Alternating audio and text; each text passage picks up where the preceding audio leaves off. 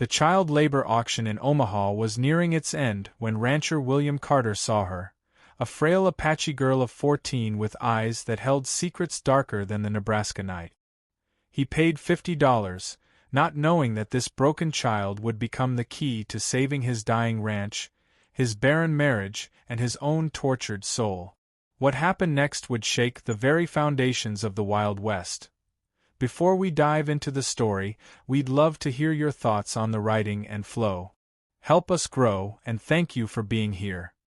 William Carter stood at the back of the crowded warehouse, his weathered hands gripping his hat as he watched the sorry parade of children being sold like cattle. The year 1887 had been harsh on Nebraska and desperate families, or, in some cases, those who preyed on the vulnerable, were making desperate choices. Some sold their young ones to factories, others to farms, all hoping their children might find better lives than the poverty or hardship that had claimed their own. At 42, William owned one of the largest cattle ranches in Platte County, but prosperity felt hollow when shared with no one. His wife, Elizabeth, had been trying to bear children for 15 years, and each failed attempt had carved deeper lines into both their faces. The ranch hands whispered behind his back, "What good was a man who couldn't even father an heir?" The auctioneer's voice cut through his thoughts. "Next, we have an Apache girl, age 14, healthy and strong. Been working in the fields since she was 8. Good with animals, can understand some English, and knows a bit of reading and writing." William looked up to see a thin girl being pushed onto the makeshift platform. Her dark hair hung in tangles around a face that might have been striking if not for the hollow cheeks and dark circles under her eyes. Her dress was little more than rags, patched and repatched until the original fabric was barely visible, though it bore faint traces of traditional Apache patterns. But it was her eyes that caught him. They weren't the vacant stare he'd seen in the other children. These eyes burned with a fierce intelligence, darting around the room as if calculating every exit, every face, every possibility. "Bidding starts at $20, the auctioneer called. "25, called a man near the front. William recognized him.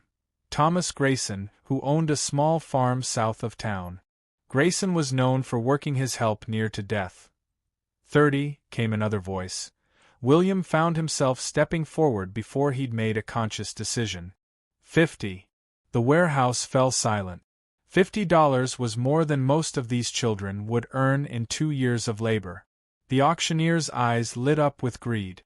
50 from the gentleman in back. "Do I hear 60? The silence stretched. No one was fool enough to bid against William Carter when he'd made up his mind about something. Sold to Mr. Carter for $50. As William made his way to the front to complete the transaction, he caught the girl's eye. Instead of the gratitude or fear he expected, he saw something that made him pause: pity. This Apache child, who had just been sold like a piece of livestock, was looking at him with pity. The auctioneer handed him a piece of paper with the girl's details. Name's Keena. Parents gone, been on her own since last winter. You got yourself a good worker there, Mr. Carter. William folded the paper and approached the girl. Up close, he could see she was even thinner than she'd appeared on the platform. Her wrists were like twigs, and her shoes had holes that let her toes peek through. "Keena," he said, touching the brim of his hat, "I'm William Carter. You'll be coming to work on my ranch." She studied his face for a long moment before speaking, her voice soft but clear. "What kind of work?" "General help around the house and grounds. My wife, Elizabeth, will explain your duties." "And if I don't want to come?" The question surprised him. Most of the children he'd seen today had accepted their fate with resigned silence. "You have a choice in the matter. But winter's coming, and the streets of Omaha ain't kind to young folks on their own." Keena looked around the warehouse, at the remaining children still waiting to be sold, at the men with hungry eyes counting their coins. When she looked back at William, something in her expression had shifted. "I reckon I'll come with you then, Mr. Carter." The ride to the Carter ranch took most of the day. William had brought his wagon, loaded with supplies from Omaha, and Keena sat beside him on the bench seat as they traveled the dusty roads through the Nebraska countryside. She didn't speak much during the journey, but William caught her watching everything: the way he handled the horses, the landmarks they passed, the position of the sun. This wasn't a child simply along for the ride, she was memorizing every detail of the route. "You planning to run off?" he asked after they'd been traveling for several hours. "Depends," she replied without looking at him. "On what?" "On whether you bought me to work or for other reasons." The quiet steel in her voice made William's stomach clench. He pulled the wagon to a halt and turned to face her fully. "Keena, I want to be clear about something. You're coming to my ranch to help with honest work. Cooking, cleaning, tending the animals. Nothing more. Any man who would harm a child deserves to be strung up, and I include myself in that judgment." She studied his face again with those unervingly mature eyes. Finally, she nodded. "All right then." They rode in more comfortable silence after that.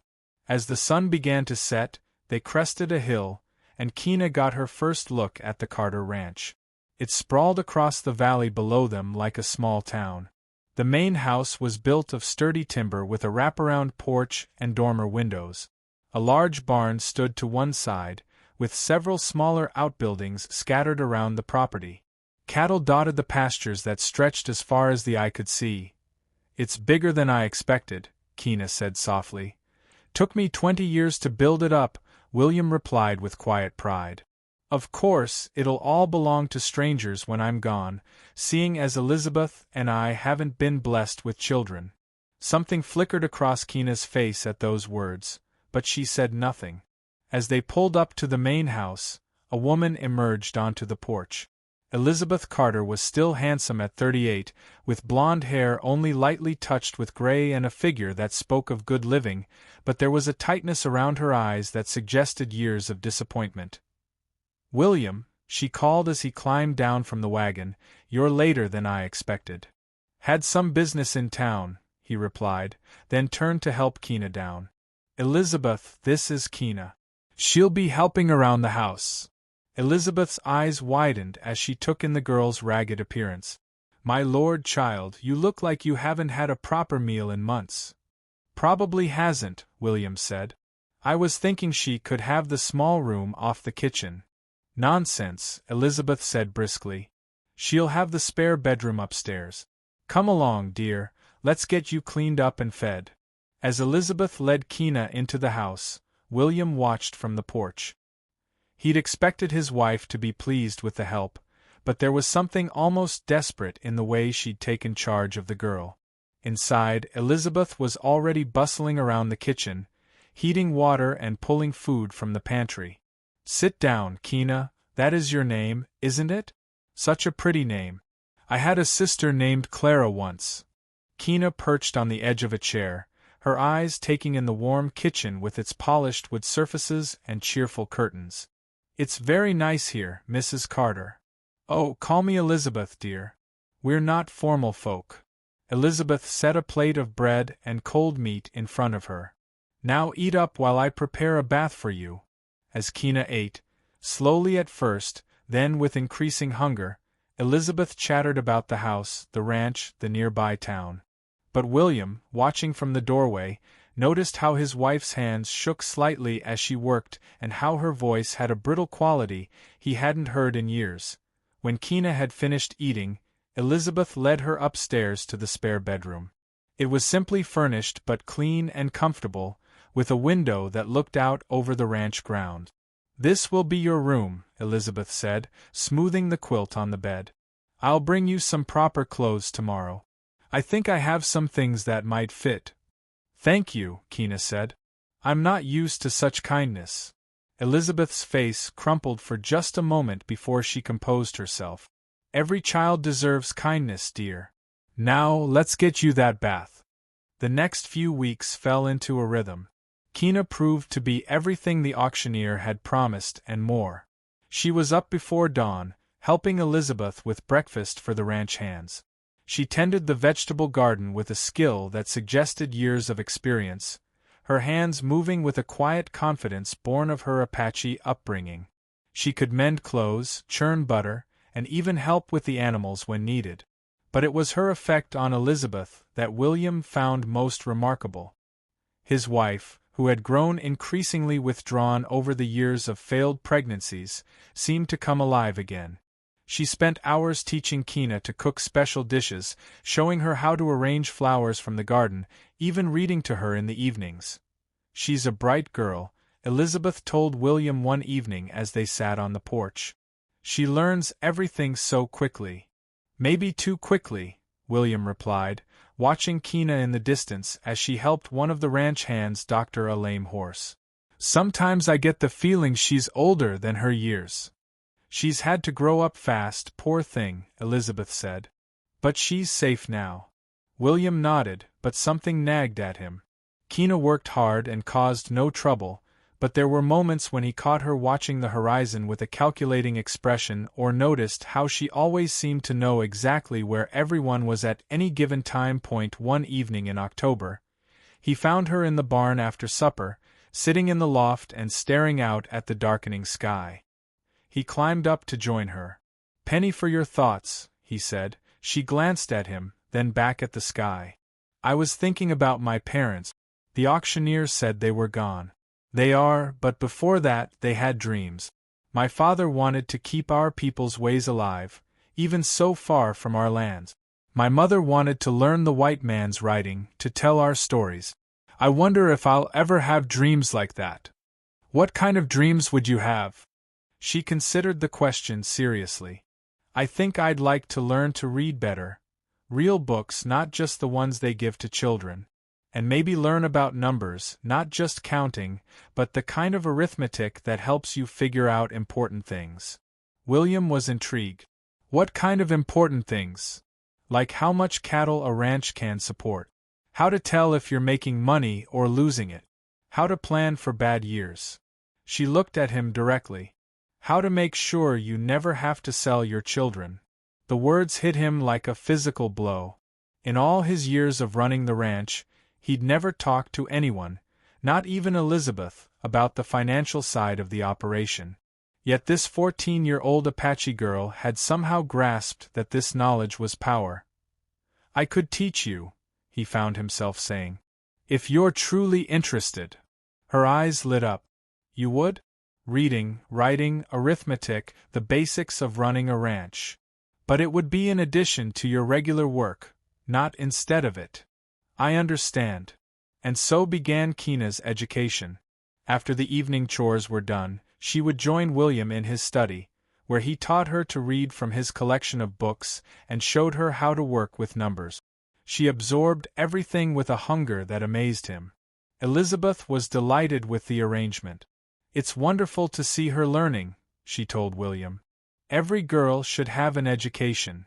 But as autumn turned to winter, William began to notice changes in both his wife and Kina. Elizabeth had always been particular about Kina's appearance, but now she seemed almost obsessive about it. She ordered new dresses from town, spent hours brushing and arranging Kina's hair, and insisted on teaching her what she called proper manners. Kina submitted to all this attention with good grace, but William sometimes caught her looking in the mirror with an expression that was hard to read. The first real test came in November when a late-season storm brought 3 days of freezing rain and wind to the Nebraska plains. The ranch hands worked around the clock to bring the cattle to shelter and secure the buildings, while Elizabeth and Kina kept hot food and coffee flowing. On the second night, one of the newer hands, a young man named Caleb Winters, cornered Kina in the kitchen while Elizabeth was upstairs and William was in the barn. "You're growing up real pretty," Caleb said, moving closer than was proper. "Bet you're lonely sometimes, stuck out here with just old folks for company." Kina stepped back, but Caleb followed. "Come on now, don't be shy. I could show you some fun." "I think you should go back to the bunkhouse," Kina said quietly. "Not until I get what I came for," Caleb replied, reaching for her. He never saw the cast-iron skillet coming. Kina's swing caught him square in the temple, dropping him to the kitchen floor like a sack of grain. He wasn't unconscious, but he was definitely seeing stars. "I said, go back to the bunkhouse," Kina repeated, still holding the skillet. Caleb struggled to his feet, blood trickling from a cut on his forehead. You little hellcat, you could have killed me. Could have. Didn't. Won't be so careful next time. William's voice cut through the tension like a blade. What's going on here? He stood in the kitchen doorway, taking in the scene, Caleb holding his bleeding head, Keena with the skillet, the determination in her eyes. Caleb started to bluster. Mr. Carter, this girl attacked me. I know exactly what you were doing, William said coldly. Pack your gear. You're off this ranch tonight. But Mr. Carter, it's storming out there. Should have thought of that before you decided to bother a child under my protection. William's hand rested on the gun at his hip. You've got 10 minutes to clear out, or I'll drag you out myself. Caleb looked from William to Keena, saw no mercy in either face, and stumbled toward the door. This ain't over, he muttered. Yes, it is, William replied. After Caleb had gone, William turned to Keena. You all right? She nodded, setting down the skillet. I'm sorry about the trouble. You have nothing to apologize for. You defended yourself and showed more restraint than I would have. He studied her face. Where did you learn to handle yourself like that? Living on my own teaches you things, she said simply. Elizabeth appeared in the doorway, drawn by the commotion. When she heard what had happened, her face went pale with fury. That animal, she said. Thank God you're safe, Keena. But William noticed how Elizabeth's hands shook as she fussed over the girl and how her eyes kept darting to the windows, as if expecting more threats to appear. That night, after Keena had gone to bed, Elizabeth came to William's study, where he was working on the ranch accounts. We need to talk, she said. William looked up from his ledgers. About what happened tonight? About Keena. Elizabeth sat down heavily in the chair across from his desk. William, we can't keep pretending she's just a hired girl. What do you mean? Look at her, really look at her. She's turning into a beautiful young woman, and we're two childless people who've grown far too attached. Elizabeth's voice broke slightly. What happens when she decides to leave? What happens when some young man comes courting? William set down his pen. He'd been trying not to think about these very questions. She's only been here a few months, Elizabeth. And in those few months, she's become the daughter we never had. Don't tell me you don't see it too. William was quiet for a long moment. What are you suggesting? I'm suggesting we make it official. We could adopt her, William. She's not an orphan, but she was sold into labor by who? The county? She has no family left, and she's clearly happy here. Elizabeth leaned forward. William, this could be our chance, the chance we've prayed for all these years. William understood his wife's desperation, but something about the idea troubled him. We should ask Keena what she wants. Of course. But think about it. She'd have a real home, a real family. She'd inherit the ranch someday. Isn't that better than whatever uncertain future awaits her otherwise? That night, William lay awake, thinking about Elizabeth's words. He'd grown fond of Keena, there was no denying it. She was bright, capable, and showed more understanding of ranch operations than any of his hired hands. But was Elizabeth's plan fair to the girl? The answer came sooner than expected. 2 days later, while Keena was helping William with the ranch books, she suddenly looked up from the ledger she was studying. Mr. Carter, can I ask you something? Of course. Mrs. Carter wants to adopt me, doesn't she? William's pen froze over the page. What makes you say that? Little things. The way she talks about the future, the clothes she's been buying me, how she introduces me to people in town. Keena closed the ledger carefully. She's a kind woman, and I'm grateful for everything you've both done, but I need you to know something. What's that? Keena was quiet for a moment, as if choosing her words carefully. I wasn't entirely truthful about my circumstances when you bought me. William set down his pen. Go on. My parents did die, that part was true, but I wasn't just living rough afterward. She met his eyes. I was working for a man named Elias Holt. He ran certain kinds of businesses in Omaha. William's blood went cold. He'd heard of Holt, a man who controlled most of the illegal activities in the city. "What kind of work?" he asked, though he dreaded the answer. "Nothing like what you're thinking," Keena said quickly. "I was too young for that. But I kept his books, carried messages, watched for trouble. I was good with numbers, and I could move around the city without attracting attention. Why are you telling me this?" "Because Mrs. Carter deserves to know what kind of person she wants to adopt. And because," Keena hesitated, "because I think someone's been watching the ranch." William's hand instinctively moved toward his gun. "What do you mean?" "Yesterday, when I was working in the garden, I saw sunlight reflecting off something in the hills to the east, like someone was using a spyglass. And 2 days ago, I found horse tracks near the creek that don't match any of your horses. You think Holt sent someone after you? Maybe. Or maybe it's someone else entirely. But I learned a long time ago to pay attention when things don't feel right." William stood up and walked to the window, scanning the hills Keena had mentioned. "Why didn't you tell me sooner?" "Because I hoped I was wrong. And because I was afraid you'd send me away if you knew the truth about my past." William turned back to her. "Keena, what you did to survive doesn't define who you are. But this Holt character, is he likely to come after you?" "I don't know. I never stole from him, never betrayed him. But he doesn't like loose ends." That evening, William called his foreman, John Bradley, into his study. John had been with the ranch for 10 years, and was one of the few men William trusted completely. "I need you to set up a watch rotation," William said. "Someone's been scouting the ranch." John's weathered face grew serious. "You think we're going to have trouble?" "I think we need to be prepared for it." As John left to organize the men, William found Elizabeth in the kitchen, preparing supper. He told her about his conversation with Keena, watching his wife's face carefully as he spoke. Elizabeth listened in silence, her hands never pausing in their work. When he finished, she set down her wooden spoon and turned to face him. "Does this change how you feel about her?" she asked. "No. If anything, it makes me respect her more. She survived things that would have broken most adults." "Then it doesn't change how I feel either." Elizabeth's voice was firm. "That child has been through enough. If trouble's coming, we'll face it together." William felt a surge of love for his wife. Despite her desperate desire for a child, Elizabeth's first concern was Keena's welfare. "There's something else," he said. "I don't think we should push the adoption idea right now. Keena needs to know she has choices, not feel like she's being passed from one owner to another." Elizabeth's face fell slightly, but she nodded. "You're right.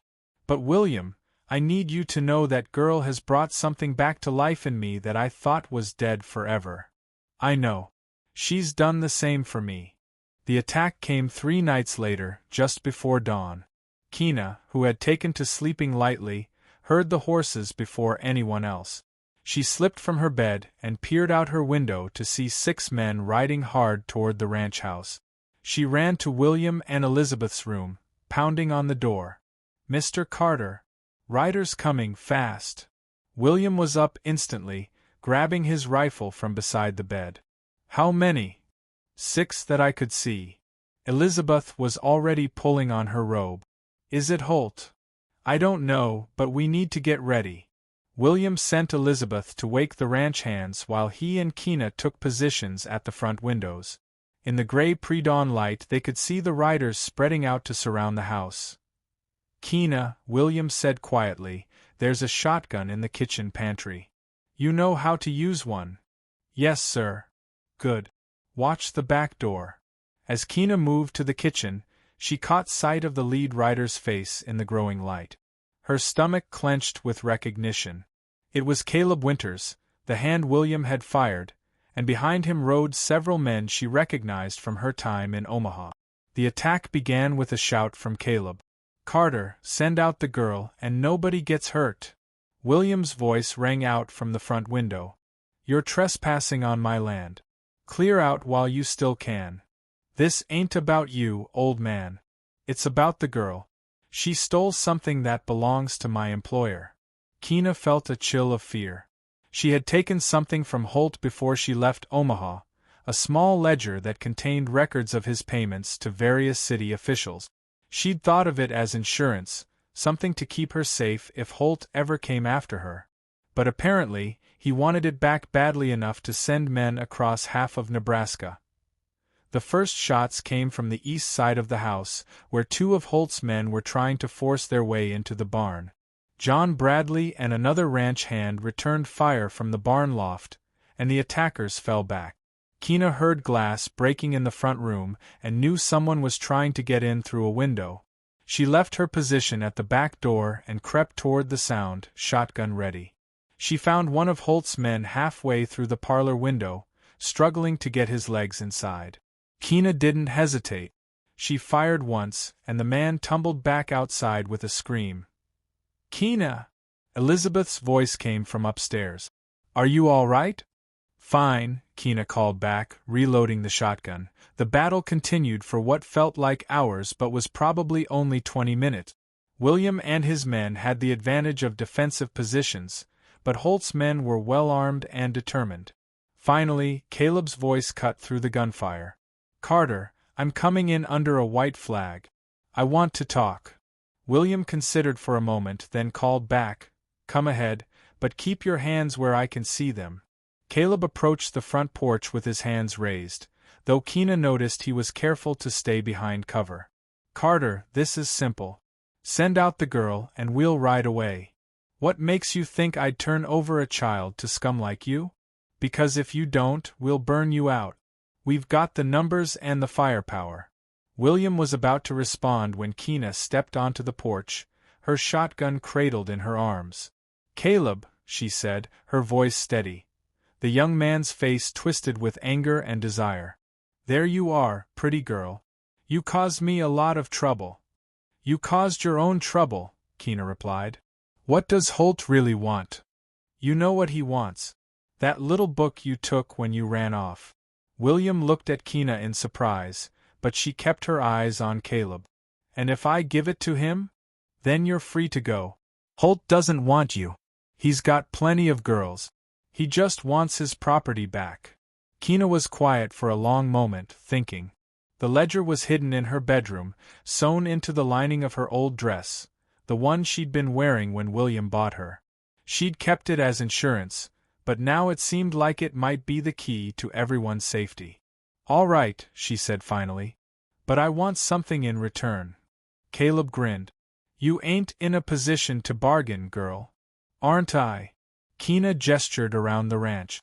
"You're outnumbered and surrounded. Mr. Carter's men are good shots, and they know this land better than you do. You might take us down, but it'll cost you." William stepped up beside her. "The girl's right. You want to start a war over a book." Caleb's confidence wavered slightly. "What do you want?" "A guarantee," Keena said. "I give you the book, you and your men ride away and never come back. And you tell Holt that I'm dead, killed in the attack. That way, he has no reason to send anyone else after me." "And what makes you think Holt will believe that?" Keena smiled grimly. "Because you're going to bring him a piece of my dress with blood on it as proof." The negotiation took another 10 minutes, but eventually Caleb agreed. Keena went upstairs and retrieved the ledger from its hiding place, then cut a strip of fabric from her old dress and stained it with blood from a cut on her hand. As Caleb and his men prepared to leave, he looked back at Keena with a mixture of anger and regret. "You could have had an easy life in the city, girl. Why'd you choose this?" Keena looked around at the ranch, at William standing protectively beside her, at Elizabeth watching from the window, at the ranch hands who had risked their lives to defend her. "Because this is home."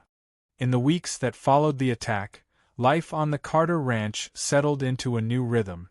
William hired additional security and had John Bradley teach all the household members, including Elizabeth and Keena, advanced shooting technique. But more importantly, the crisis had clarified something for all of them. One evening in December, as they sat around the fireplace after supper, Elizabeth broached the subject that had been on all their minds. Kina, dear, we need to discuss your future. Kina looked up from the book she was reading, one of William's treatises on cattle breeding. What about it? Well, you're not a child anymore, and you're certainly not a servant. Elizabeth exchanged a look with William. We were wondering how you'd feel about becoming a true member of this family. You mean adoption? If that's what you want, William said. But we want you to understand what that would mean. You'd inherit the ranch someday. You'd have a say in how it's run. But you'd also have responsibilities. To the land, to the people who work it, to the community. Kina closed her book and considered their words. Over the past few months, she'd learned more about running a ranch than she'd ever expected. William had taught her to read market reports, calculate feed costs, and plan for seasonal changes. She'd discovered she had a gift for managing both livestock and people. Can I ask you something? She said finally. Of course. Why did you really buy me that day in Omaha? William was quiet for a moment. Honestly, I saw something in your eyes that reminded me of myself at that age, a determination to survive, no matter what. I respected that. And I saw a child who deserved better than what life had given her. Elizabeth added, I wanted to help. Kina nodded slowly. Then yes, I'd like to be adopted. But I want to earn my place here, not just be given it. What do you mean? William asked. I want to learn everything about running this ranch. I want to prove I can make it profitable and keep it growing. And I want to help other children like I was, kids who need a chance. Elizabeth's eyes filled with tears. Oh, my dear girl. There's something else, Kina continued. I've been thinking about what happened with Holt's men. There are probably other children trapped in situations like I was. Maybe we could do something about that. William leaned forward, intrigued. What did you have in mind? What if we started small? Maybe taking in 1 or 2 children a year who need homes. We could teach them useful skills, give them education, help them build better lives. That's a wonderful idea, Elizabeth said immediately. We have plenty of room, and Lord knows we could use more help. William was more cautious. It would be expensive, and we'd need to be careful about who we take in. I could help with that, Kina said. I know how to spot children who are worth saving and how to avoid the ones who might cause trouble. They talked late into the night, planning and dreaming. By the time they went to bed, they had outlined a vision that would make the Carter Ranch not just a cattle operation but a place of refuge and opportunity. 5 years later, in the spring of 1892, Kina Carter stood on the front porch of the ranch house, watching a wagon approach from town. She was 19 now, a striking young woman with the confidence that came from knowing her place in the world. The wagon was driven by John Bradley, and beside him sat a thin boy of about 12 with suspicious eyes and clothes that had seen better days. In the back of the wagon were 2 other children, a girl of 8 and another boy who couldn't have been more than 10. More strays from the city? William asked, joining Kina on the porch. The Children's Aid Society sent word they were coming, Kina replied. The boy's name is Lucas. His parents died in a factory fire. The girl is Emma, her mother abandoned her at a church, and the little one is Henry, he was living on the streets. William nodded. Over the past 5 years, they had taken in 15 children. Some had stayed and become part of the ranch family. Others had moved on to establish their own lives. But all had left with skills and education that gave them real opportunities. The ranch had prospered too. Kina's insights into cattle management and her careful attention to finances had increased their profits by 30%. She'd also established relationships with buyers in Kansas City and Chicago that gave them better prices for their beef. Elizabeth appeared in the doorway, wiping her hands on her apron. At 43, she looked younger than she had 5 years ago, despite the gray in her hair. Having children to care for, even temporarily, had given her a purpose that years of failed pregnancies had never provided. Are they hungry? She asked, which was always her first question about new arrivals. Most likely, Kina replied. John said they've been traveling for 3 days. As the wagon pulled up, Keena walked down to greet the new arrivals. The boy, Lucas, looked at her with the same calculating expression she remembered having at his age. "You're Keena Carter?" he asked. "I am. And you're Lucas Thompson, maybe?" "Depends on what you want from me." Keena smiled. "Right now, I want you to come inside and get something to eat. After that, we'll talk about what happens next. And if I don't want to stay, then you don't stay.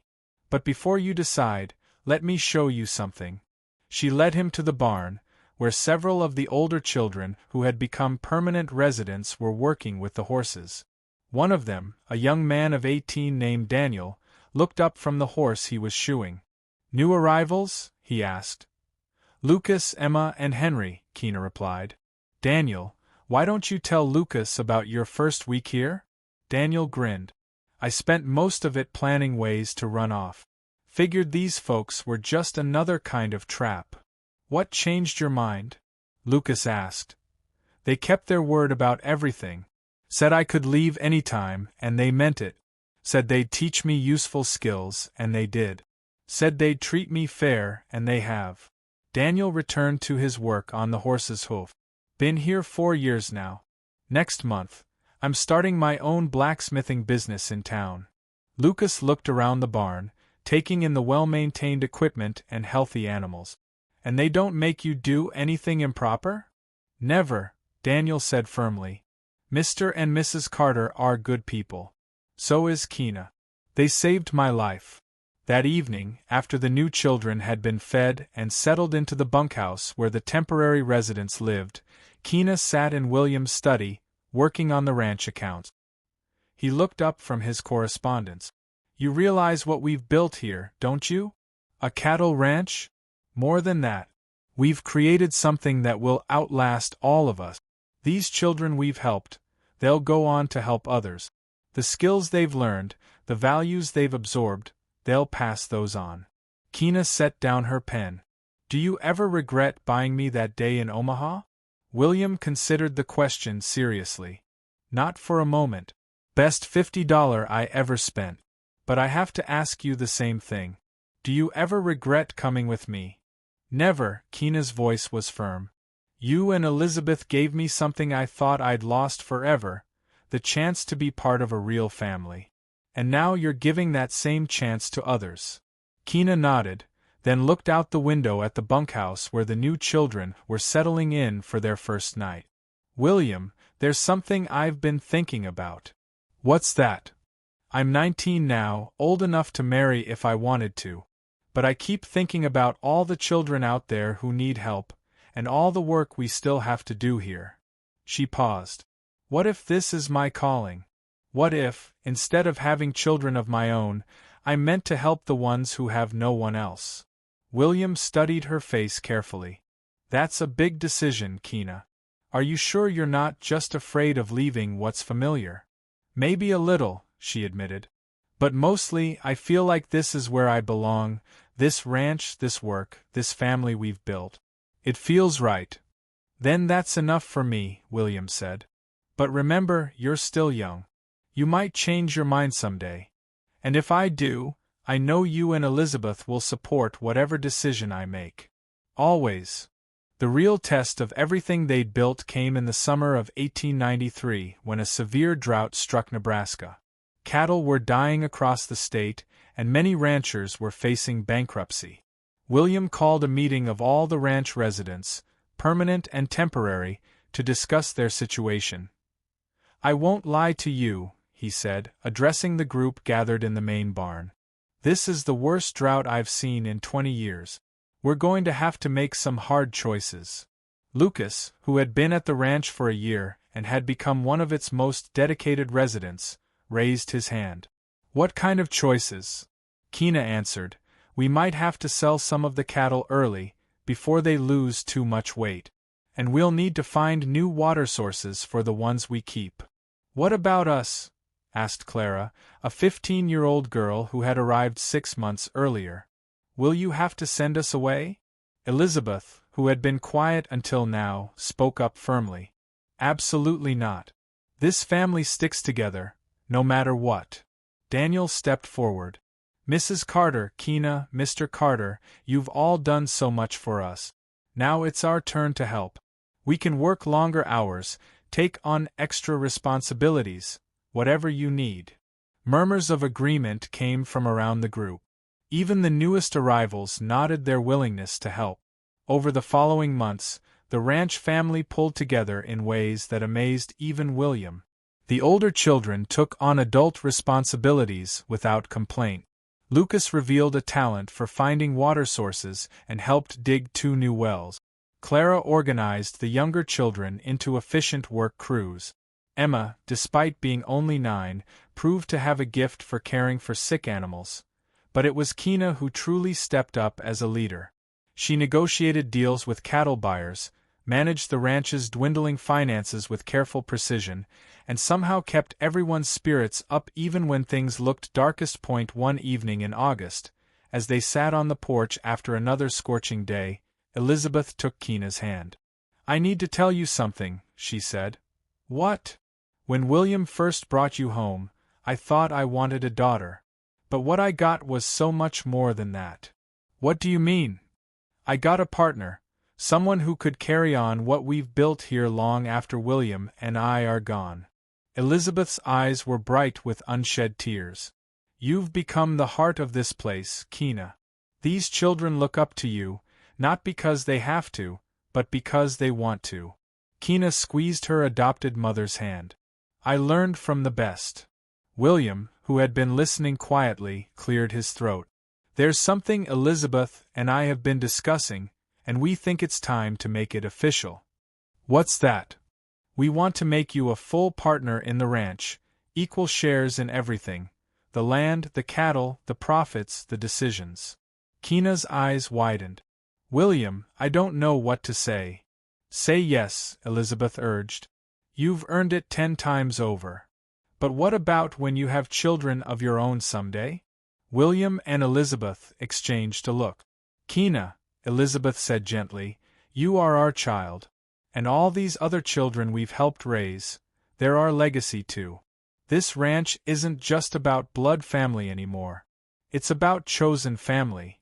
Keena felt tears streaming down her face. "Yes," she whispered. "Yes, I accept."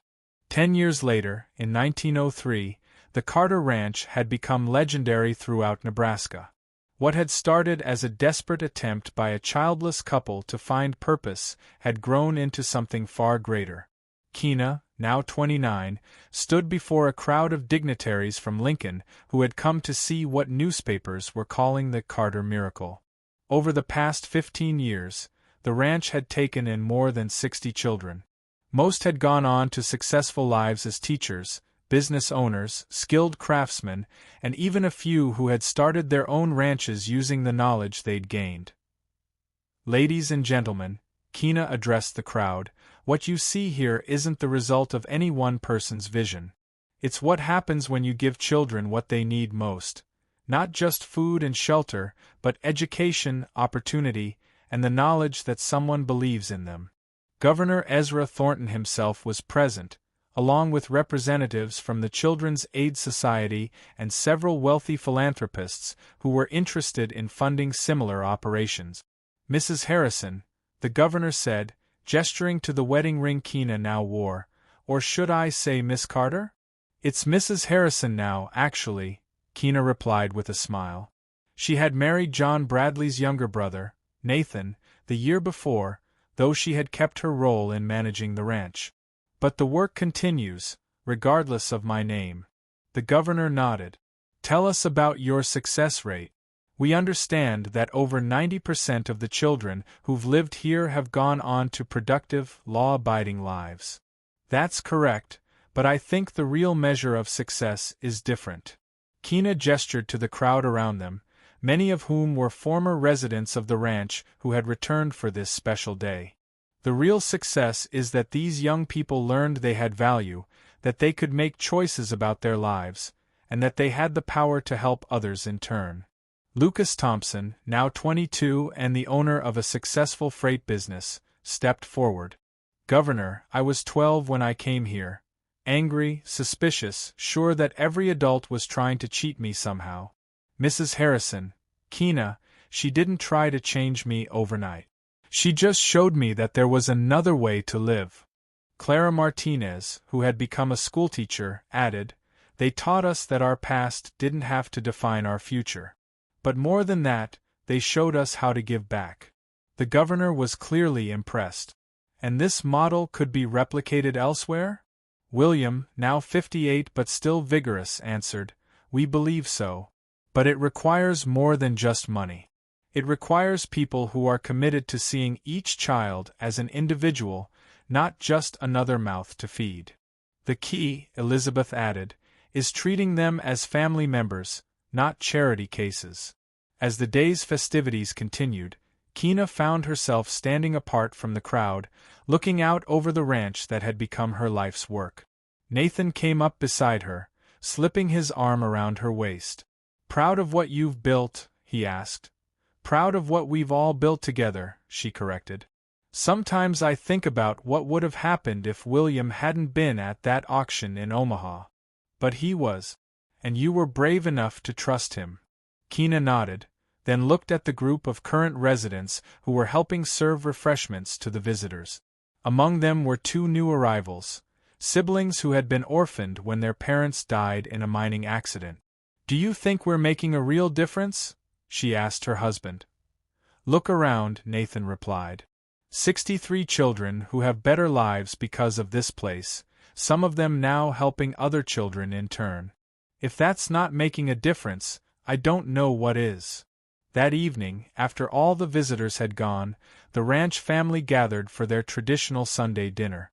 The big dining room was full, current residents, some who had stayed on as permanent family members, and several who had returned for the celebration. William stood to address the group, as he had done countless times over the years, but this time his words carried special weight. 18 years ago, he began, I bought a 14-year-old Apache girl at a labor auction because something in her eyes told me she deserved better. I thought I was saving her, but it turned out she was saving me and Elizabeth and all of us. He looked around the table at the faces gathered there, young and old, newcomers and veterans, all part of the family they had chosen to create. What Kina built here proves something important. That family isn't just about blood.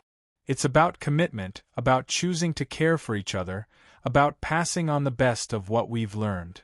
Kina stood as well. And it proves that no child is too damaged, too angry, or too lost to be saved. Sometimes, all it takes is someone willing to see their potential instead of their problems. Lucas raised his glass. To the Carter Ranch, to chosen family, and to second chances. To second chances, the group chorused. 25 years after that first meeting in Omaha, Kina sat in the same study where William had first taught her to read financial reports. Now it was she who was teaching, this time to Sophia, a sharp-eyed 13-year-old who had arrived 6 months earlier. So, if we sell the cattle in Kansas City instead of Fort Worth, we make how much more per head? Kina asked. Sophia studied the figures carefully. About $3.50. But we have to factor in the extra shipping costs. Exactly. And what does that tell us about timing? That we need to watch the market reports and ship when the price difference is big enough to cover the extra costs and still make a profit. Kina smiled. You're learning fast. Mrs. Harrison, Sophia said, looking up from the ledger, can I ask you something? Of course. Why do you do all this? Take in kids like me? I mean, you could have an easier life without us. Kina considered the question, the same one she'd asked William all those years ago. Because someone gave me a chance when I needed it most. And because I learned that the best way to honor that gift is to pass it on. Sophia nodded thoughtfully. Do you think I could learn to run a place like this someday? I think you could learn to do anything you set your mind to. But first, let's master these cattle calculations. As they returned to their work, Kina felt the same sense of continuity and purpose that had sustained her for over 2 decades.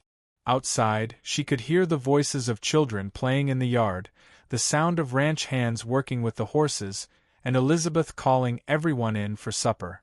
William and Elizabeth were both in their 70s now, still active but beginning to slow down.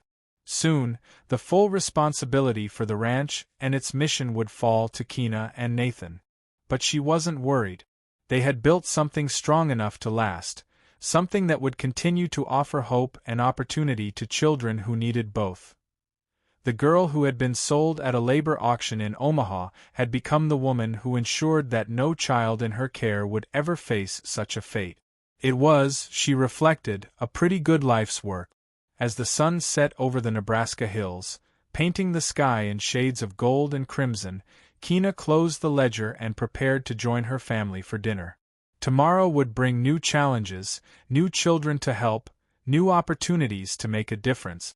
But tonight there was just the warmth of home, the comfort of family, and the satisfaction of knowing that love, chosen and given freely, could indeed change everything.